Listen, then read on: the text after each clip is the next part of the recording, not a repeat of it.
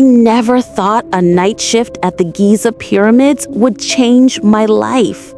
The city was asleep, and I was alone among the giants of stone, their shadows stretching unnaturally under the moonlight. The air was dry, carrying whispers of sand shifting, and for a moment, I could almost hear the echo of ancient chants. At first, it was subtle, a faint draft near the Great Pyramid, a sound that didn't belong. My flashlight flickered and I felt the weight of unseen eyes watching. Every night I patrolled the perimeter, but tonight something felt different, alive, as if the stones themselves were breathing. I followed the sound, thinking it was the wind playing tricks. Footsteps crunching against sand seemed to echo mine, though I was certain I was alone. Then a whisper. Not human, not quite animal. It said my name. My heart raced, but curiosity pushed me forward.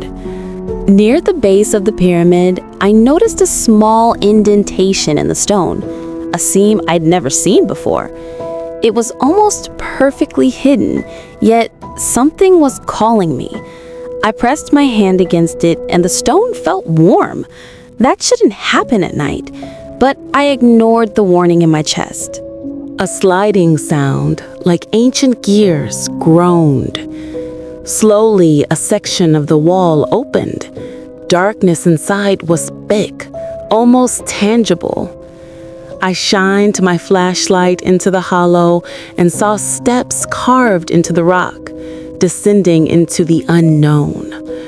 The air smelled of dust and something older, metallic, like history itself had a taste. I hesitated. The rational part of me screamed to turn back. Security protocol, human instinct. But another part, the part that had always loved stories of pharaohs and explorers, compelled me to enter. Step by step, the darkness swallowed me, and the whispering grew louder, more coherent. It wasn't just my name. It was a warning, a plea, a secret buried for thousands of years. At the bottom, the corridor opened into a chamber. Torches, long dead, lined the walls. Shadows danced where no light existed. In the center, a stone sarcophagus rested, its lid carved with the unfamiliar hieroglyphs. And then I saw them. Faint, spectral figures hovering around the edges, blurred and shimmering like heat over desert sand.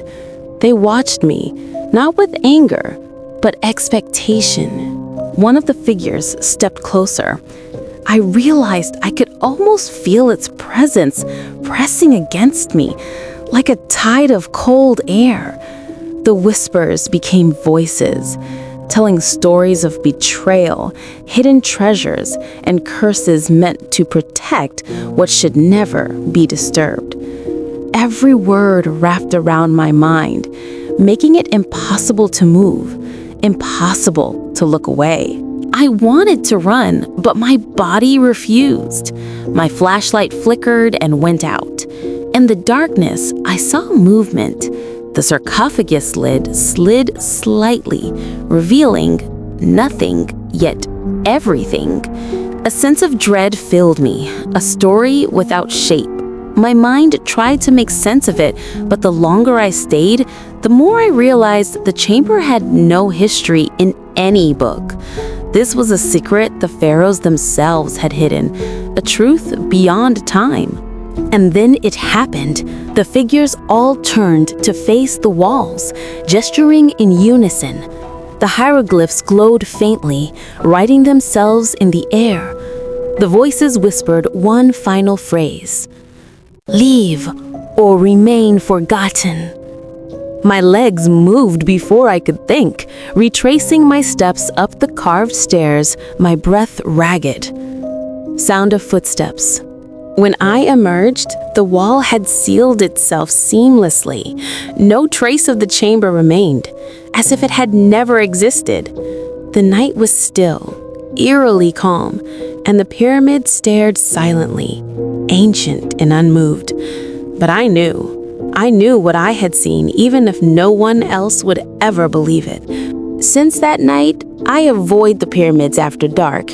Yet sometimes I hear my name whispered in the wind, carrying the weight of secrets too heavy for living men.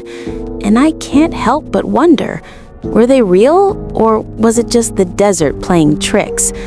But I feel it in my bones. The night hides truths that day will never reveal.